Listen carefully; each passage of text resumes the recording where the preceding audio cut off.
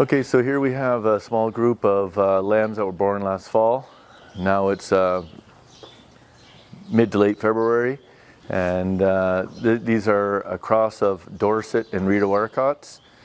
And what you can tell by identification, if you can see on their ear tags, ones with orange ear tags has their identification, and every year is given a different letter. So these guys have K. So 2022, these guys were born in 2022, are a K, and so the ones born in 2023 will be an L. And so it's a way that we can identify them. And the first lamb born at the Ridgetown College that year would be K1, and then K2, K3. So here I can see K36, K37, K61. So you can just get an idea of quickly what year they were born, and you can identify them back to your records. One thing you can notice as well, again, just sitting here, is just me standing here right like this. They all flock together. Sheep have a very strong flocking instinct, and as I move in, I can decide right now if I want them to move towards the camera or if I want them to move that way, just on how I work. Because besides every animal having a point of balance, the whole flock has a point of balance as well. So if I want them to move towards the camera, I'll just kind of walk back this way, step this way, and always calm and quiet. Just calm and quiet.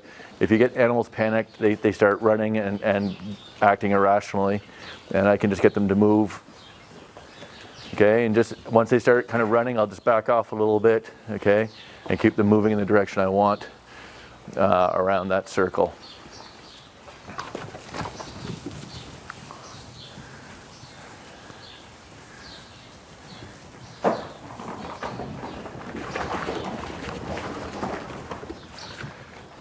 One of the things that you can do if there's a specific sheep you want to catch is if you get them into a group and then you can rush in and grab the one you want. I don't have a shepherd's crook, so I can't show you how to use that. The big thing is you do not want to grab them by their wool. Their wool is like pulling you by your hair. It'd be very, it would hurt, and it leaves a big bruise, and so we don't want to do that. So I'm going to see if I can go in. I'm not going to identify a particular one. I'll just see if I can move in and catch one of these ewes here, or rams, whoever I get.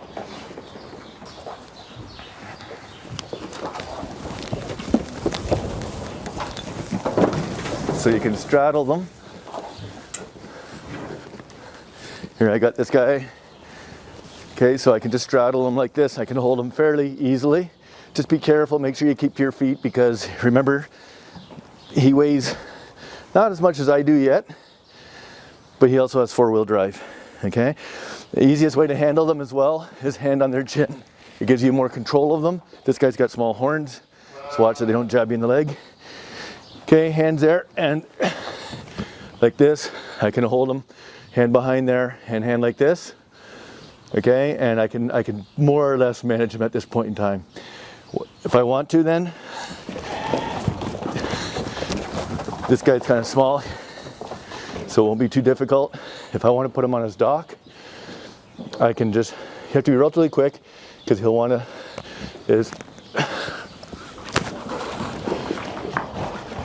and I gotta have him on his dock like that. Well, I'll show you more close up later why we'd want to do that, but you can see how I can catch this guy.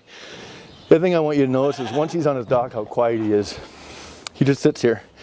Once his feet are off the ground, okay? Once his feet touches the ground, that's when he's going to start to struggle. I can do whatever I need to do with him. I can check his hooves, I can trim his hooves, I can check his eyes, I can do whatever else. Again, I'll show that more later on close up, but you can see how I can get that. When you're done with him then, you just kind of roll him over onto his feet, and off he'll go back to the flock. Here's just another short clip of just showing putting a ewe on her dock. So again, nose back, push down the rear end, they'll kind of fall over, and then you kind of pick them up and get them tucked between your legs like that. Okay, if they're small, you can just pick them up like that and put them how you like to have them, and then you're able to work on them as you need to. Okay, so again, just have one foot behind their back leg, just kind of as a trip as they're going, nose back, push down their rump. Sometimes, again, if they're quick with their feet, they may try to stay on their feet, so you have to be fairly quick about it, and then you can get the ewe onto her dock. And then she's good back on her feet again. Here you can see it again one more time. Tuck her nose back, push down, and Even if they fall down like that, as long as their feet aren't touching the ground, you can usually get them under control. Okay, now halters have the lead rope, and the lead rope makes a small noose for their nose and then goes through for around the back of their head. Okay, so you can adjust both to the size you want it to be. The tradition is we put the lead rope on the left side of the animal. The animal doesn't really care. There's no reason to do that other than tradition. But then I will put the halter on, make sure it goes under her ears, and then I'm going to pull this one so that this rope is somewhere midline in her jaw, and then this one here, like that. And that animal should be fairly secure now. So if I let her go back down off her dock, she should be restrained. Okay, just make sure you have a good hold of it. If there's something nearby that you can tie it to, that's fine too. Okay, so I roll her back over under her feet, and now I can hold her in position. All right, so for the temperature, same approach, the same as you would do for a small animal. Checking your thermometer, making sure your watch is ready, and we are. Okay, coming down below.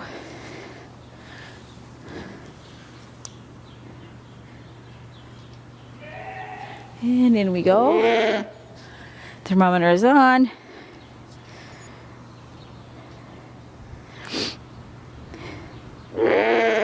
Oh.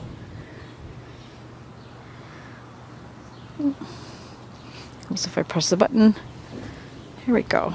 There we go. Good girl. And as it beeps, we'll see 40.0 degrees Celsius, which is right at the high end of normal for sheep. This over here. Okay, so now I'm going to auscultate. Same approach that you'd use for a dog. Using your stethoscope. You may have to press a little bit more assertively through the wool, which is fine on the left side. Oh, very nice. Oh, good, right away. You'll hear it, no problem. And we can time for 60 seconds if she's very quiet, or you can time for 30 and multiply by 2.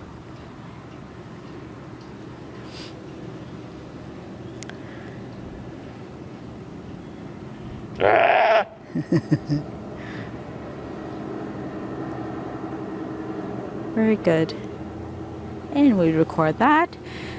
As we're listening, we're also going to auscultate for lung sounds and respiration, which is a little on the high side, which is not unusual, so she just captured her, so she's a little stressed. You can also do her respiration quietly as they're in the pen. If you know which sheep you're going to capture, then they're not quite so, they're not breathing quite so heavily. Or wait till at the end of your procedure when they've calmed down a little more quieter, you can take your respiration then. But lung sounds good. Oh, very good. Nice. It's a little on the high side, but again, if I wanted to take a respiration at the end, then when she's quieter, could do that as well and compare. And we would do it again for 60 seconds, or 30 to multiply by 2. Great. Okay, so that would be our TPR. So this is an anemia guide where you look at the conjunctiva of the eye and compare it to this chart. And what it does is it tells you whether or not the sheep has anemia or not, which would be due to parasites. For example, Haemonchus contortus could cause that. So there's a little card, and you just can compare the color of the conjunctiva to the card. If it's in the A or B column, it's fine. If it's further out, then there may be an issue.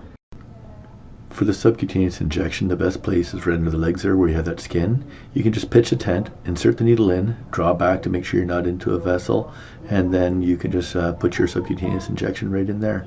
Works fairly simply and is one of the easier places to do it.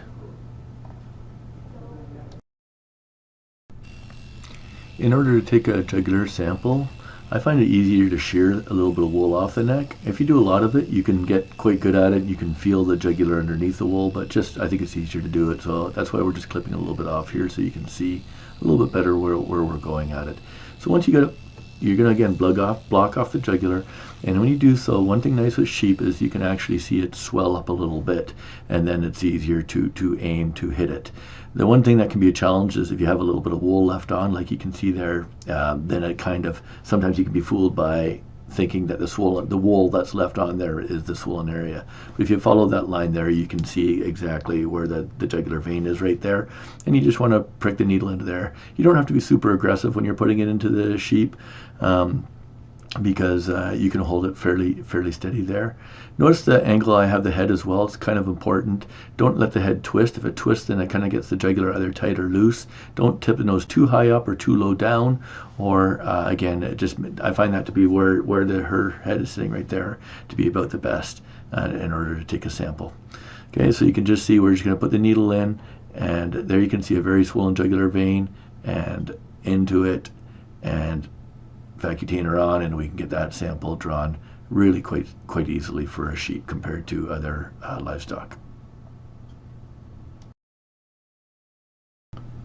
Well, that's it for a short video just showing you how to handle sheep for your DVT 2040 course. Hopefully that gives you a decent understanding of how to handle and move sheep, and how to restrain them, and how to take blood samples and do some simple injections with them.